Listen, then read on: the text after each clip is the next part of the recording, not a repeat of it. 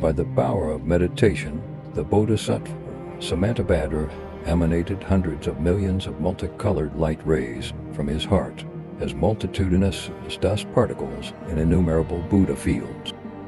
At the end of each ray of light, he projected a form identical to himself, also emanating identical light rays from its heart. At the end of each of those light rays, in turn, appeared even more Samantabhadras, and so it continued in an infinite progression until the number of forms manifested was utterly inconceivable. Each of them offered to the Buddhas and Bodhisattvas of the 10 directions innumerable offerings of endless variety. This is called noble Samantabhadras, cloudbanks of offering.